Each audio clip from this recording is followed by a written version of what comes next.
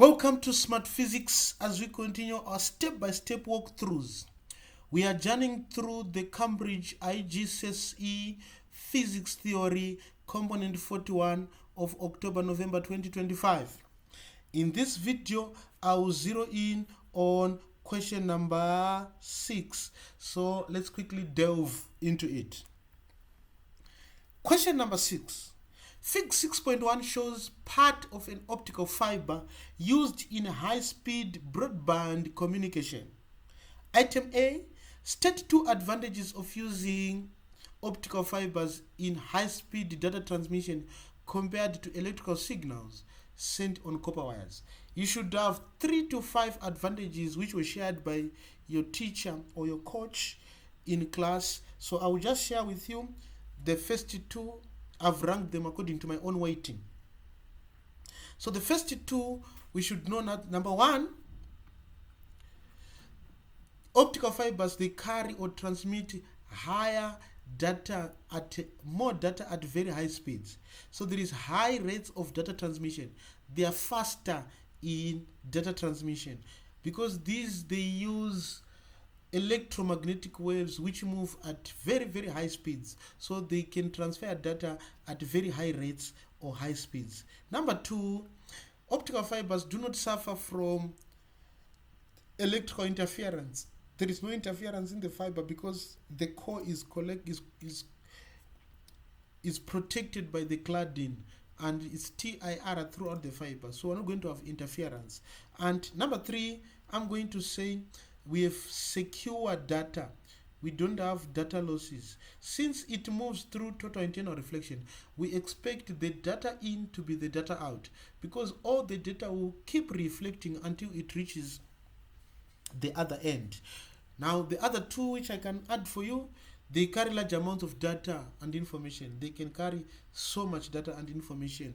And also, since they are from glass is transparent to infrared, which is used in optical data transmission. Right, let's quickly go to part B. Part B says the optical fiber is made of glass with a refractive index of 1.4. Calculate the critical angle C. Now, for us to calculate this, we need to recall the 3 equations which were given in class from this particular topic. We defined the refractive index as the ratio of the sine of angle of incidence to sine of angle of refraction. This is the first equation we received in class. We were also defining refractive index as the ratio of the speed of light in a vacuum to speed of light in any medium, and we called this equation number 2. Then finally, under total internal reflection, we said refractive index is 1 over sine the critical angle.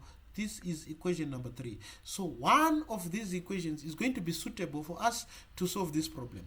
But for us to come to that point, let's extract data and see what we were given. So we were given the refractive index n, and we were required to find the critical angle. So we can safely say the critical angle is equals to question mark. With this in mind, there is only one equation which has n and a critical angle. So the suitable equation for this particular problem is equation number 3. So we will recall equation number 3 and say n is equals to 1 over sine c. Once this is done, we want to make sine c such a formula, so that consequently we make c such a formula. So we should know that sine c is equals to 1 over n, and for us to find the angle, we recall this inverse of the sine function. With this done, the next thing is substitution. The sine inverse of 1 over n, our n is 1.4, we're going to get 46. At this point, never submit your answer like this because it lacks the unit, so it cannot score all the marks.